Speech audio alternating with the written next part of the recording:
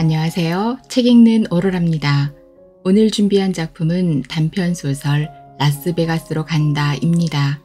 지은이는 신봉순, 펴낸 곳은 북인입니다. 이 작품은 신봉순 작가님의 소설집인 라스베가스로 간다의 표제작으로 어떻게든 삶을 지속할 방법을 찾아야만 하는, 그래서 어쩔 수 없는 것들을 받아들이는 주인공의 이야기가 들어 있습니다. 신봉순 작가님은 강원도 태백 출신으로 관동대학교 국어교육학과를 졸업했고 2002년 김유정 전국문예공모 산문부문에서 대상을 받았습니다. 또 2006년에 개간 문학시대 신인문학상에 당선되어 등단한 이후 지금까지 꾸준히 작품 활동을 하고 있습니다. 그럼 지금부터 주인공을 만나러 작품 속으로 들어가 보겠습니다. 편안한 시간 보내세요. 미처 말이 끝나기도 전에 수화기를 거칠게 내려놓았다. 온종일 참고 참았던 화가 이젠 머리 꼭대기까지 치밀어 올라 화산처럼 폭발하기 직전이었기 때문이다. 애꿎은 전화기만 매일 멍들었다. 남들은 전화기가 자주 바뀌는 이유를 주인의 유별난 취미라고 알고 있겠지. 내가 매일 죄 없는 것에다 분풀이하고 있다고는 상상도 못할 것이다. 아침부터 이상하다 했다. 안 하던 청소를 하지 않나. 전혀 기대하지 않았던 미꾸라지 물갈이까지 하고 있기에 모처럼 제대로 가게를 볼 작정인가. 더군다나 가게가 바쁜 토요일이라 미리 알아서 일을 찾아 하나 싶어 2시간 정도 남은 점심 준비로 내 머릿속은 벌써 바빠졌다. 봄을 타는지 어찌 허해 보이는데 영양보충 좀 해주어야 할까. 영양보충에는 삼계탕이 제일이지만 그것을 해먹기는 아직 철이 이르고 그것보다는 삼계탕 자체를 별로 좋아하지 않으니 오삼불고기를 만들어서 상추쌈에 싸먹을까. 아니야, 요즘 삼겹살이 얼마나 비싼데. 오징어도 금값이고. 그래도 비쌀 때가 더 맛있는 거야. 마늘 많이 두드려 넣고 양파와 매운 청양고추 송송 썰어 넣고 고추장 양념 달짝지근하게 만들어서 프라이팬에 달달 볶아줘야지. 그런데 미꾸라지 물갈이를 부랴사랴 해치우고 밖에 나와 있는 물 호수까지 돌돌 말아 간추려 놓고는 이 인간이 보이지 않았다. 평소에는 미꾸라지 물갈이는커녕 가게 밖에 어수선하게 펼쳐져 있는 파란색 물호수도 본체 만체 않은 사람이 이렇게 깔끔하게 정리를 해놓은 것을 보면 보나마나 거기로 직행했다. 오삼불고기는 물 건너 갔다. 가게도 나 혼자 종종거리면서 봐야 할 것 같다.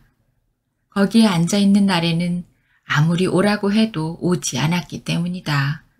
아마 내가 죽었다고 해도 믿지 않을 것이다.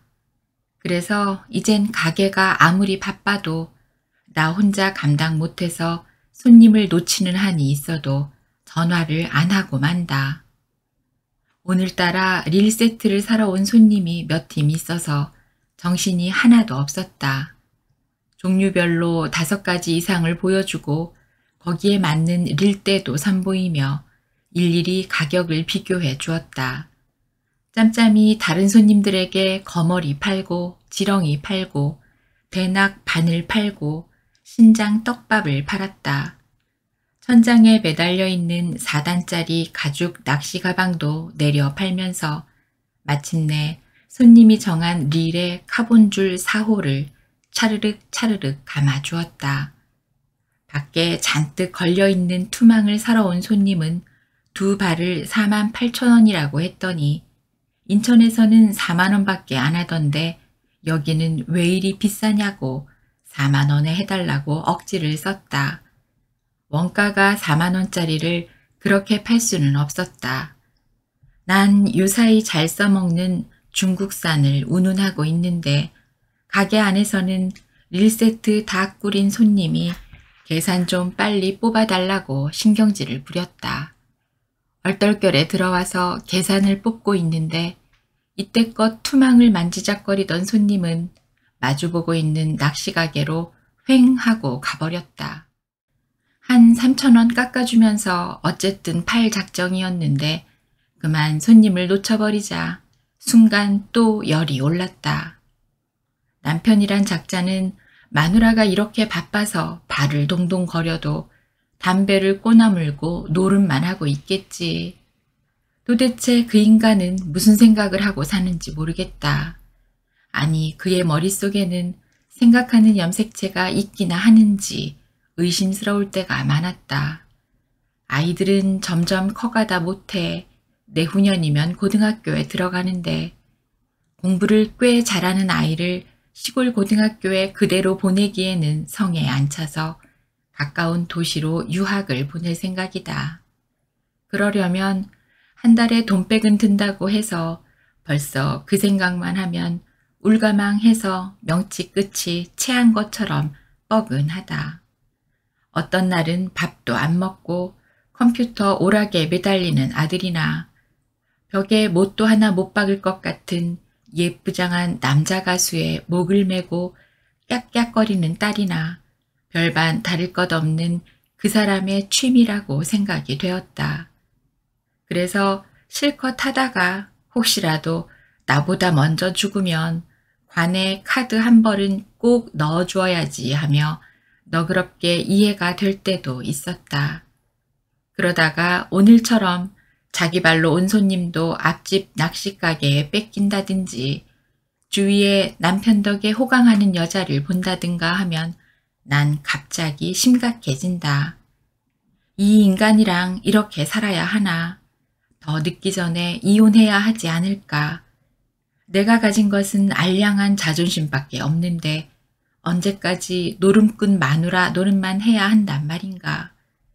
급기야 통장에서 물건값으로 애면글면 모아둔 거금이 덜렁 빠져나갔다 하면 머릿속에서 끓고 있던 용암이 펑 하고 분출해버리고 만다.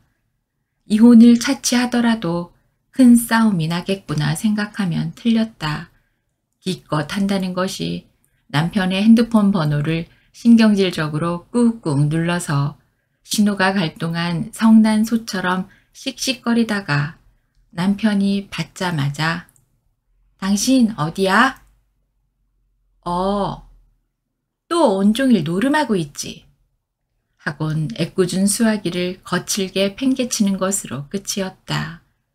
바닥에 고꾸라져 있는 수화기가 자발머리 없이 소리를 질러대면 한번 걷어차는 것으로 화풀이 했다. 아버지가 사스랭이를 하느라고 집에 돌아오지 않는 밤이면 나는 조릿조릿 마음이 탔다. 어머니가 앉아서 밤을 꼬박 새웠기 때문이다. 새벽녘에서야 노름판에서 돌아온 아버지는 석고상처럼 앉아있는 어머니 앞에 쪼그리고 앉아서 맹세했다. 지엄에 다시는 사스랭이를 안 할 것인 게 마음을 풀게나. 아이들 보기에 남사스럽지도 않나? 밤새도록 안 자고 이렇게 나를 꼬박 세우면 탈이 날 것인데 왜 이런 짓을 하는지 몰라. 내가 큰놈 깨워서 아침 준비 시킬 것인 게 지엄에는 한숨 붙이라고 얼른 뭐니 해도 지엄애가 건강해야지. 지엄애가 탈이 나면 내가 어떻게 살겠는가. 또 노름판에 가면 내가 지엄애 아들이라고 아들. 마치 준비해온 원고라도 읽듯이 일사천리로 번지르르하게 속삭이면 어머니의 도끼 눈은 스르르 풀려 담배 냄새 물씬 풍기는 아버지 품으로 안개처럼 스며들어 달게 잠을 자버렸다. 아버지는 갓난아이 잠재우듯이 토닥토닥 어머니를 달래서 재워놓고는 나를 자축이 시작했다. 순아야, 니 좀 일어나야겠다. 니 어매가 몸이 안 좋으니 밥 좀 하여라. 아버지가 솥에 불을 떼놓을 테니까 얼른 나오너라. 알았지? 아버지는 어머니의 머리를 받치고 있던 팔을 살짝 빼고 그 자리에 베개를 받쳐주고는 부엌 아궁이에 불을 지피러 나가셨다. 장지문을 사이에 둔 웃방에서 아까부터 깨어 있었지만 자는 척 누워있던 내가 일어나야 할 대목이었다. 난 부엌 구석에 있는 항아리 바닥에서 쌀을 빡빡 긁어 모아 이남박에 담아 그 옆에 있는 물 초롱에 몇 바가지밖에 없는 물을 퍼내 씻었다. 첫 물은 마당에 휙 버리고 둘째 물과 셋째 물은 따로 양재기에 따라 놓고 솥에 쌀을 안쳤다. 뒤란에 가면 아침잇을 잔뜩 머금은 싱싱한 애호박이 돌담에 달려 있었다. 그 중에 하나를 똑 따가지고 와서 반달썰기로 썰어 두었다. 쌀뜨물 받아둔 것을 뚝배기에 붓고는 된장을 풀고 그 사이에 밥이 끓어 넘치면 행주를 빨아서 솥가를 훔친 다음 햇덩이보다 더 붉은 인걸불을 아궁이 밖으로 꺼냈다. 그 인걸불 위에 산바리를 걸치고 뚝배기를 올리고는 애호박 송송 썬 것을 된장물에 쏟아 부었다. 된장찌개가 보글보글 끓으면 밥도 뜸이 다 들었다. 밥상을 차려서 방에 들고 들어가도 어머니는 일어나질 않았다. 아버지가 어머니 곁으로 가서 지엄에 일어나서 아침 한술 뜨더라고 해야만 마지못해 일어났다. 이렇게 새벽이라도 아버지가 들어와서 어머니를 살살 달래 재우면 그래도 평화라는 단어가 우리 집 처마 밑에 걸려 있었다. 그러나 아침 새가 짹짹거리는 시간까지도 아버지가 돌아오지 않는 날엔 석고상처럼 꼿꼿하게 앉아있던 어머니가 거품을 물고 쓰러지는 날이었다. 그렇게 되면 나는 어마지두의 기차 화통 삶아먹은 소리로 고래고래 소리를 지르며 아름드리 대추나무가 울타리처럼 둘러싸여 있는 큰 집으로 달려가야만 했다. 큰엄마, 큰엄마, 우리 엄마가 죽었어. 빨리 가봐. 뭐? 또 네 애비가 안 들어왔구나. 아이고, 노름이 웬 수다. 이게 웬 병고냐 그래. 울지 마라. 내 얼른 가볼 테니 너 먼저 빨리 가라. 동생들이 난리가 나겠네. 난 눈물이 그렁그렁해서 앞이 잘 보이지 않지만 그 눈물을 손등으로 한번 훔칠 새도 없이 곧바로 집으로 달려와 보면 아니나 다를까 내 동생들은 방바닥에 널브러진 어머니를 붙들고 울고 있었다. 그 와중에 막내는 고추를 덜렁 내놓고 어머니 젖꼭지를 물고 늘어졌다. 시끄럽더라도 아침 식사를 해야 할 작정인 것 같았다. 동생들이 일제히 울어대니 조용한 마을은 두세두세 일어났다. 큰 집 외양간에 메어져 있던 소들도 그 등살에 일어나서 원앙을 떨렁거렸다. 순아야, 정지에 가서 물 한 바가지 떠가지고 온나. 난 쏜살같이 달려가서 둥그런 고지 바가지에 철철 넘치도록 물을 떠가지고 와서 두 손으로 정성껏 큰어머니에게 건네주자 큰어머니는 바가지에 물을 한 모금 물고는 어머니 얼굴에 푸 뿌렸다. 자네 시숙이 서방님 데리러 갔으니 그만하고 일어나게. 밖에서 누가 들으면 조상 치르는 줄 알겠네. 평생 안 뜰 것 같은 어머니의 눈이 떠졌다. 어머니의 눈이 떠지니까 동생들은 눈바닥의 개구리들처럼 더 큰 소리로 울었다. 야들이 와 이리 시끄럽나. 순아야, 이놈들 좀 데리고 나가라. 순아 아버지가 속을 썩이니 이것들도 꼴도 보기 싫리더. 자네가 얼마나 속을 썩고 사는지 내가 다 알고 말고 자네 시숙이 요번 참에 단단히 벼르고 갔으니까 자네는 얼른 일어나서 기운을 차려야지. 야들이 안 불쌍하나.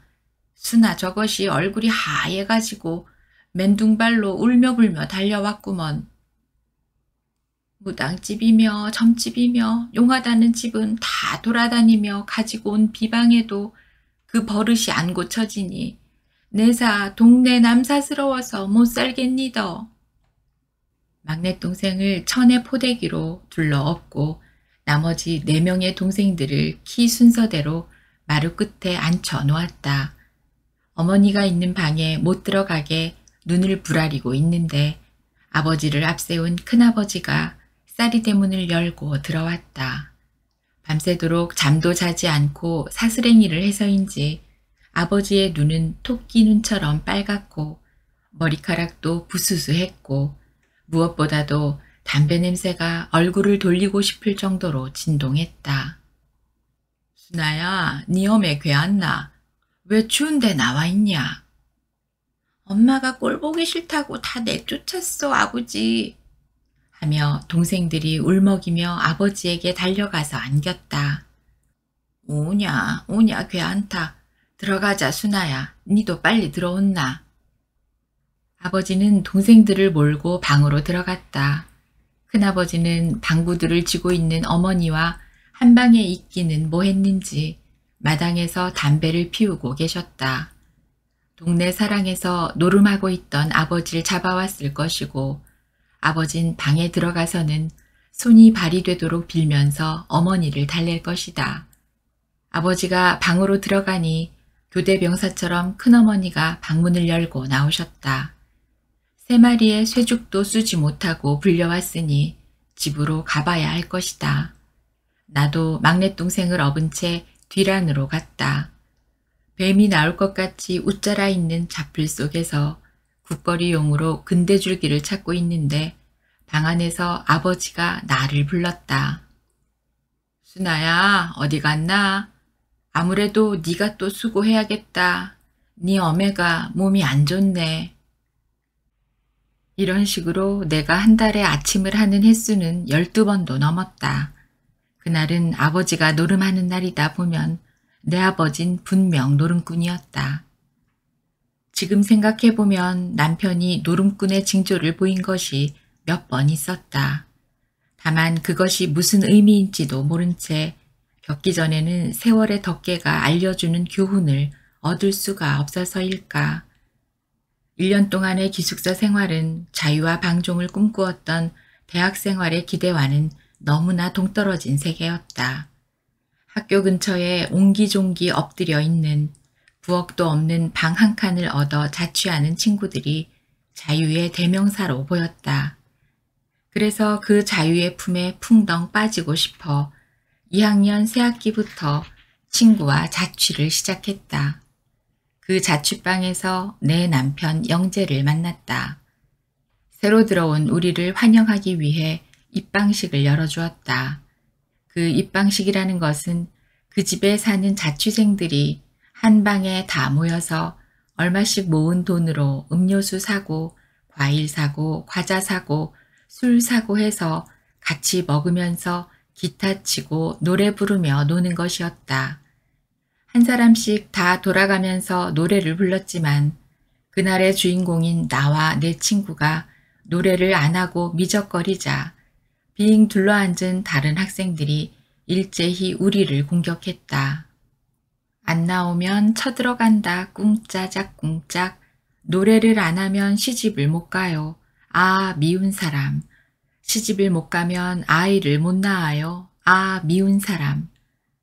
할 수 없어 삐죽삐죽 일어나 긴 밤 지새우며 이렇게 아침 이슬을 희미한 가로등 불빛처럼 억지로 부르고 있는데 노크도 없이 방문을 와락 열고 뒤늦게 합석하는 남학생이 있었다. 이 집에 같이 사는 남학생인 것 같은데 늦어서 미안하다는 둥 어떻다는 둥 변명도 없이 에이 매미를 삶아 먹었나? 노래만 부르지 말고 고스톱 어때요? 우리 고스톱으로 오늘의 화기애애한 분위기를 이끌어 갑시다. 하곤 우리의 대답은 들을 것도 없다는 듯이 구석에 있는 기린이 잔뜩 그려진 비키니 옷장의 지퍼를 드르륵 열고는 카키색 군용 담요를 꺼내 방바닥에 휙 펼쳐 놓았다. 그리고 그 옆에 있는 포마이카 책상 서랍에서 화투를 한 목 꺼내어 척척 간추렸다. 갸름한 얼굴에 하얀 피부는 현란한 손놀림과 너무 잘 어울렸다. 바로 그 남학생이 지금의 내 남편 영재다. 영재는 셋만 모였다 하면 고스톱을 치자고 성화를 부려서 내 친구들이 일찌감치 고돌이 영재라는 별명을 붙여주었다. 그때 알아봤어야 했는데 이 사람이 장차 노름꾼의 기질이 농후하니 관심을 가져서는 안 되겠군. 이 정도는 인지되어야 했었는데 난 그의 마술 같은 손놀림에 불도그처럼 침만 질질 흘리고 있었다. 이렇게 첫 번째 내 남편의 자질을 알아볼 기회는 어이없이 넘어갔지만 두 번째 기회이자 마지막 기회가 왔다. 결혼말이 오가고 시댁에 인사를 하러 갔었다. 당시 영재는 지금의 낚시가게를 혼자 꾸려갈 때였다. 가게 안에는 창고로 쓰이는 조그마한 방이 딸렸는데 영재는 나를 가게 소파에 앉혀놓고는 그 쪽방에 온종일 들어앉아 있었다. 5명이 들어앉으면 꽉 찰 공간에 남자들 7명이 화장실 볼 일만 빼고는 꼼짝도 안 했다. 끼니 때가 되면 자장면 시켜서 소파에 앉아있는 나에게 닭 모이 주듯이 한 그릇 내려놓고는 방으로 가지고 들어갔다. 시도 때도 없이 커피 배달시켜 다방 아가씨 옆에 앉혀놓고 커피를 마셔가며 담배 연기 자욱한 속에서 노름만 했다. 영재는 수시로 들락거리면서 조금만 참아. 조금 있으면 손님들이 다 갈 거야. 손님들 다 보내고 우리 맛있는 거 먹으러 가자. 우선 조금이라도 먹어둬. 하면서 퉁퉁 불어터진 자장면을 들고 똥 마려운 강아지처럼 살살 거리자 난 뜬금없이 아버지가 사스랭이를 하고 온 날 아침이 생각났다. 그러나 그것이 무슨 상황인지도 모른 채 이 동네에 처음 인사 온 영재 애인으로서의 위신을 생각해서 마음을 너그럽게 먹기로 했다. 노름을 안 하고도 얼마든지 잘 살고 있는 사람들을 볼 양이면 물론 핑계일 수 있겠지만 남편이 노름꾼이 될 수밖에 없는 것은 전형적인 농촌 마을이 한몫 단단히 했다. 유난히 이곳은 하는 일 없이 빈둥거리는 사람이 많았다. 특히 들판이 꽁꽁 얼어있는 겨울철이 되면 어디 한판 벌어지는 것이 없느냐고 승냥이처럼 눈을 번뜩이는 것이 일이었다. 한판 벌어지는 곳을 찾아 한 자리 꿰차고 앉아서 몇십만 원에서 몇백만 원까지의 돈을 잃어야만 노름판이 일단은 끝이 난다. 물론 매일 돈을 잃기만 하면 결국에 노름에서 손을 끊는 장한 사람도 생길 것이지만 가끔 몇백만 원씩 딴다는 것에 함정이 있었다. 그동안 쏘아부은 자금은 생각도 않고 지금의 현실인 자기 앞에 퍼렇게 쌓여있는 지폐를 보니 천하를 얻은 것처럼 우쭐대고 퍽퍽 기분 좋게 그 돈을 탕진할 뿐이었다. 꼭두 새벽부터 배추 작업이나 무 작업을 나가 일당으로 몇만 원씩 버는 그네들의 친구들은 천하의 존팽이고 한심한 작자가 되어버렸다.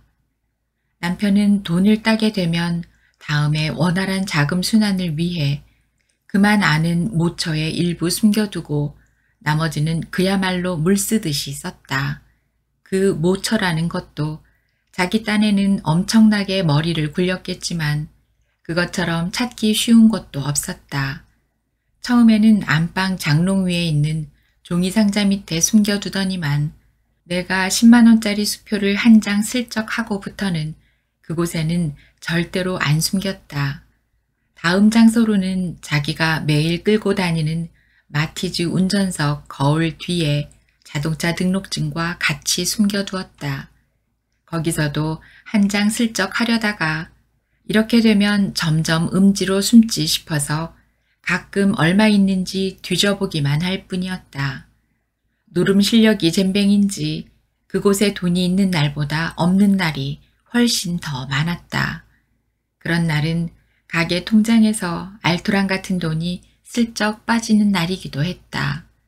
돈을 따게 되면 그동안 야금야금 통장에서 뺏은 것은 전혀 계산에 넣지 않고 지금의 상황만 파악되는 모양이었다.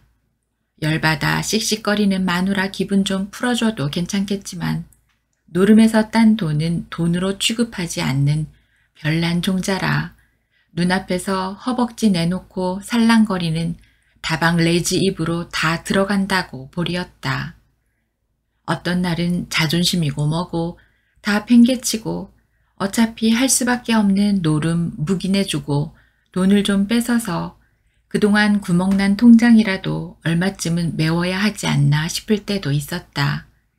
여우 같은 마누라랑은 살아도 곰 같은 마누라랑은 살 수 없다는데 너무 고집스럽게 원칙만 내세우다가 통장만 거덜나는 게 아닌가 생각도 들었다.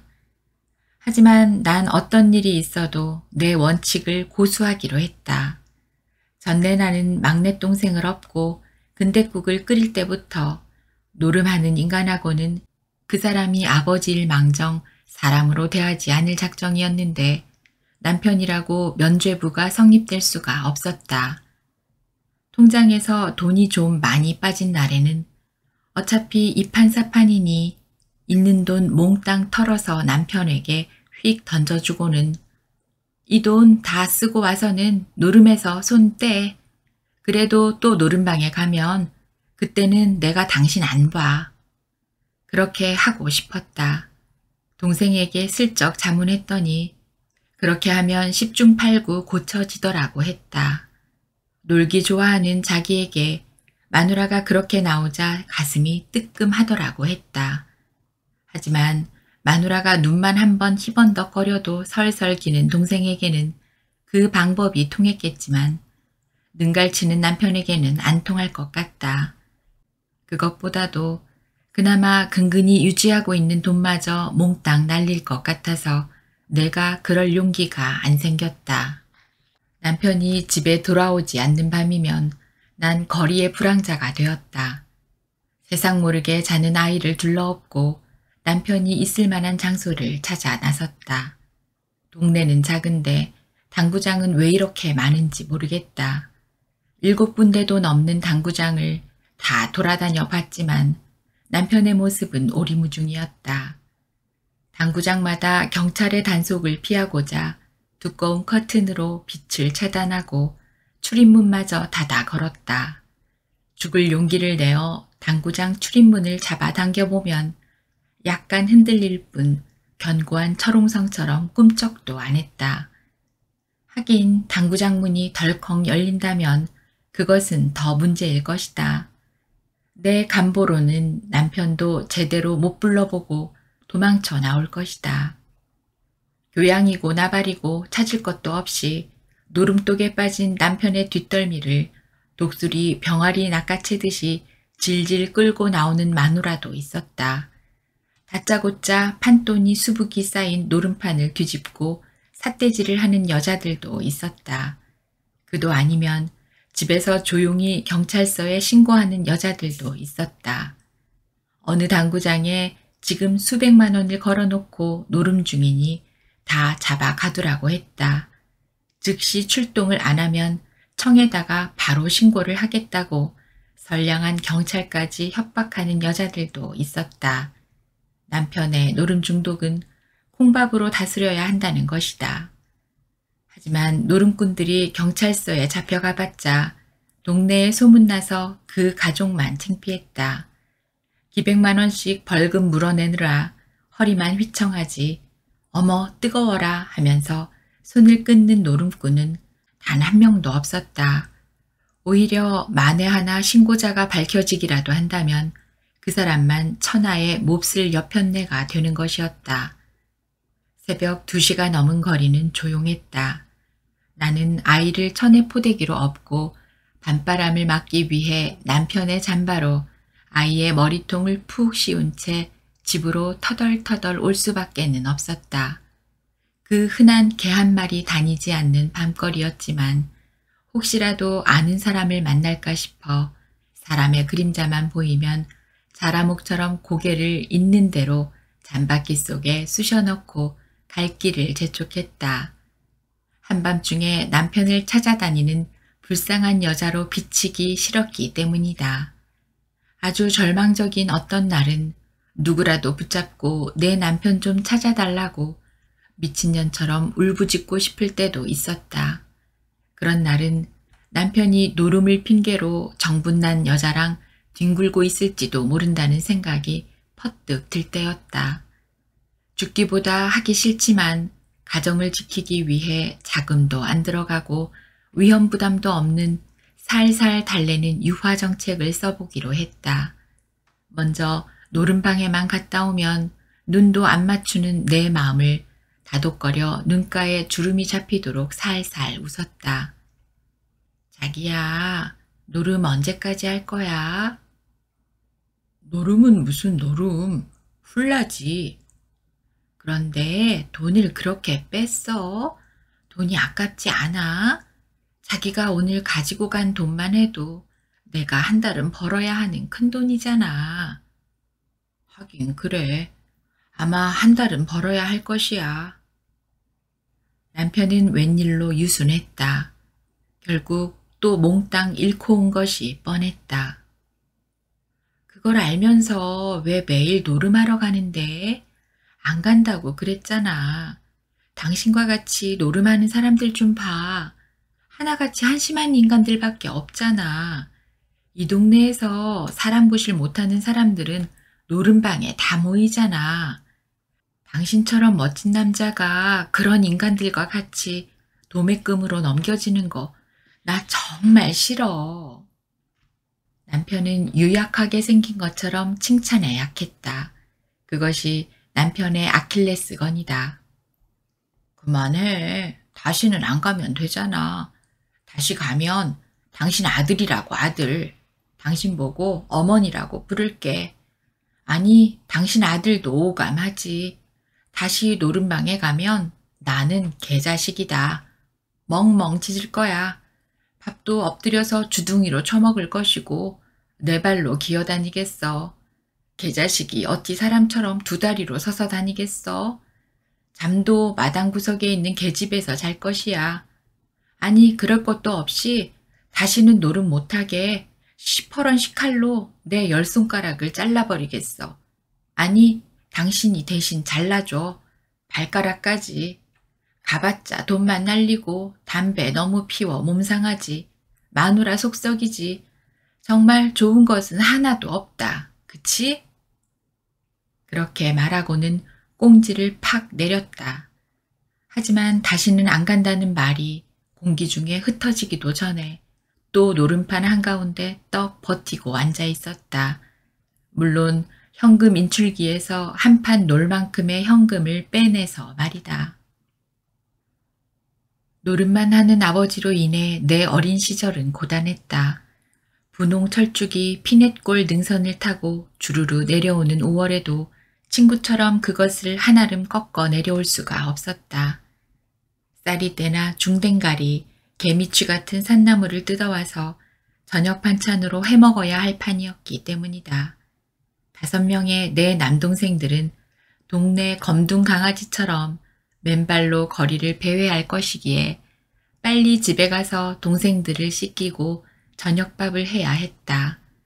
아버지는 이제 어머니의 손길이 미치지 않는 먼 곳으로 행동 반경을 넓혔다.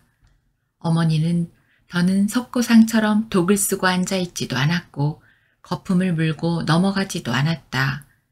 그러다 보니 내가 어마지두에 기차 화통 삶아 먹은 목소리로 소리를 지르며 식전 대바람부터 큰 집에 달려갈 필요도 없어졌다. 그러나 밥을 짓는 것은 여전히 내가 할 몫이었다. 어머니는 밤이나 낮이나 꼼짝도 안 하고 방구들에 등을 붙이고 누워만 있었다. 어머니 등에는 성능 좋은 일제 강력 접착제가 발려진 것 같았다. 아니면 또 다른 시시포스가 되어 방구들을 짊어지고 있어야 하는 벌을 받는 것 같았다. 그 사이에 또 한 명 태어난 젖먹이 동생이 배가 고파 어머니의 가슴을 헤집을 양이면 독살스럽게 동생의 깁사대기를 올려 붙였다. 동생이 자지러지게 울어젖히면 내가 얼른 동생을 업고 부엌으로 들어가서 부랴부랴 죽을 끓여서 먹였다. 이제 부엌에 불을 지피는 것도 순전히 내 몫으로 떨어졌다. 눈알이 빨개지도록 불씨를 불고 또 불어 불을 지피고는 아침쌀을 씻었다. 그런 날이면 내 등에 거북이처럼 붙어있는 동생 때문에 학교에 갈 수가 없었다. 동생들만 챙겨 학교에 보내고 집안일을 대강 두량하고 빨랫감을 함지박에 담아 집 뒤로 길게 흐르는 개울로 갔다. 평평하면서도 거칠거칠한 빨랫돌을 차지하고 앉아서 마을이 통째로 날아가 버릴 정도로 방망이질했다. 무엇보다도 학교가 궁금해서 심술이 났다. 등에 업힌 동생은 두 다리만 천의 포대기에 걸려있지 몸통은 포대기 밖으로 다 빠져나와 물에 젖은 빨래를 자꾸만 끌고 갔다. 덕분에 자기 옷이나 내 옷이 물에 푹 젖어버렸다. 난 너무 얄미워서 동생의 궁둥이를 쥐어박으며 빨래를 빼서 함지박에 담아놓지만 동생은 잠시 조용하다가 또다시 빨래를 잡아당겼다. 순아야, 너 또 학교에 못 갔구나. 아버지 또 안 들어왔니? 언제 왔는지 옆집 친구 어머니가 빨래 함지를 내려놓으면서 나를 간연스레 바라보고 있었다. 아니에요. 들어오셨어요. 엄마가 아파서 학교에 못 갔어요. 난 금방 들통날 거짓말을 주절주절 늘어놓으면서 빨래를 대충대충 빨아 함지박에 담아 머리에 덜렁 이고는 쏜살같이 빨래터를 빠져나왔다. 등 뒤에 엎여있는 동생도 추스릴 경향이 없어서 동생의 두 다리가 내 정강이에 턱턱 부딪혔고 동생의 머리는 머리통대로 시계추처럼 맥없이 흔들거렸다. 조금 있다 보면 동네 아주머니들이 하나둘 빨래터로 모여들 것이니 빨리 피하는 것이 내 자존심을 덜 상하는 방법이었다.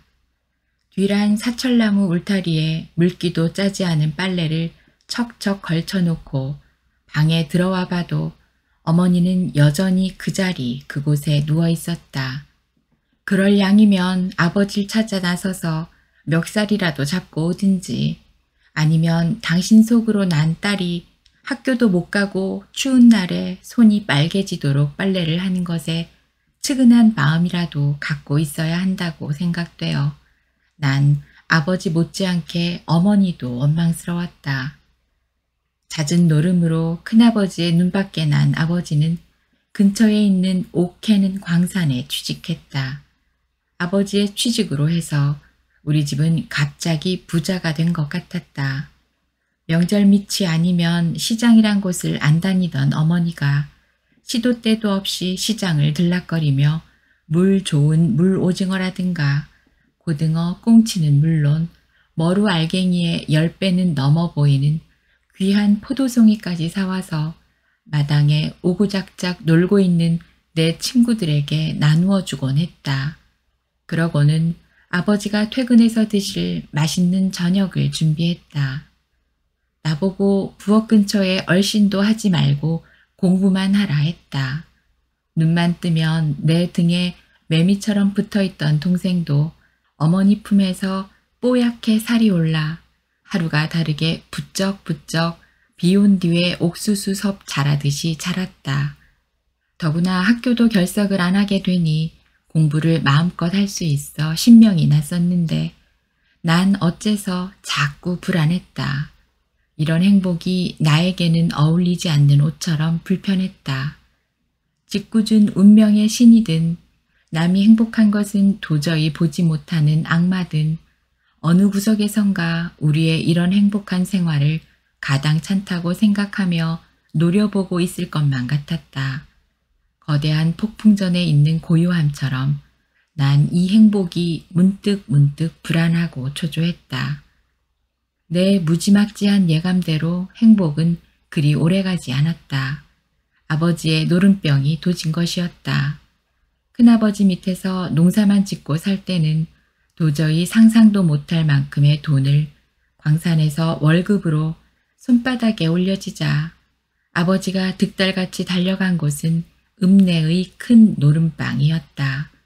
동네 사랑방에서 비슷한 수준들과는 거리가 먼 읍내의 큰 노름방에서 아버지의 월급으로 버틸 수 있는 것은 기껏 2, 3일이 고작이었나 보다. 2, 3일 동안 월급을 다 해먹고 나서야 폐잔병의 얼굴로 집으로 기어들어와서 손이 발이 되도록 빌고 또 빌며 다시는 노름을 안 하겠다고 맹세 위에 또 맹세하였지만 월급을 탔다 하면 그 돈을 다 쓸 때까지 짧으면 이틀이고 길면 열흘도 넘게 집에 들어오지 않았다. 그런 날이면 내가 부엌에 들어가서 호박 된장국을 끓였고 어머니는 이불을 쓰고 방구들을 지고 있었다. 사람들은 남편이 부동산 사무실이나 당구장 또는 일거리 없는 건설회사 사무실 같은 곳에서 노름을 하고 있으면 짐짓 가게에 와서 신랑의 출처를 묻곤 했다. 금방 나갔어요. 볼일 보러 갔어요. 등등 의문스럽게 둘러댈 양이면 에이 라스베가스에 갔구먼 했다.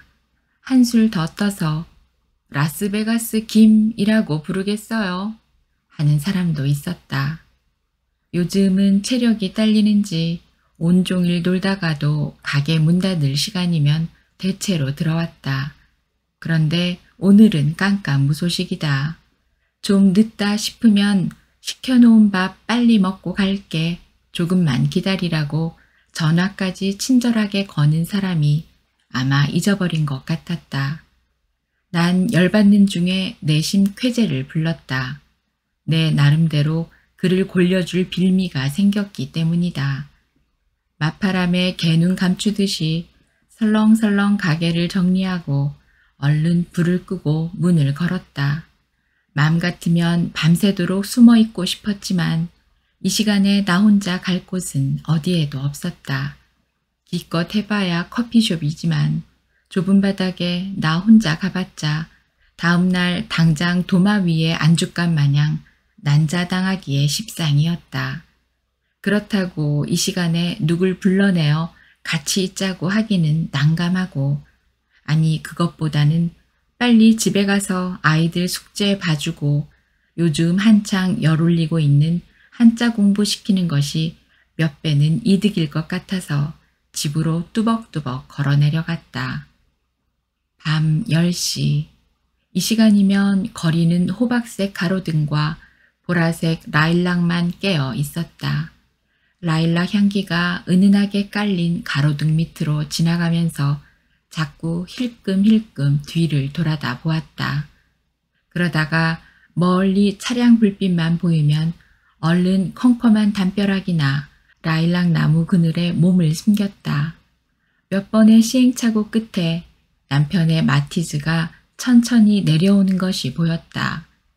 두 손으로 핸들을 잡고 크로마뇽인처럼 머리를 앞으로 쭉 내밀고는 도로 양쪽을 부지런히 살피며 천천히 내려가고 있었다. 난 내 모습이 백미러에 잡히지 않을 정도로 차를 보내고 밝은 곳으로 나왔다. 조금 가다 보면 반대편에서 남편 차의 불빛이 보였다. 난 또 얼른 골목 안으로 몸을 숨겼다. 남편의 마티즈가 천천히 지나가는 것이 보였다.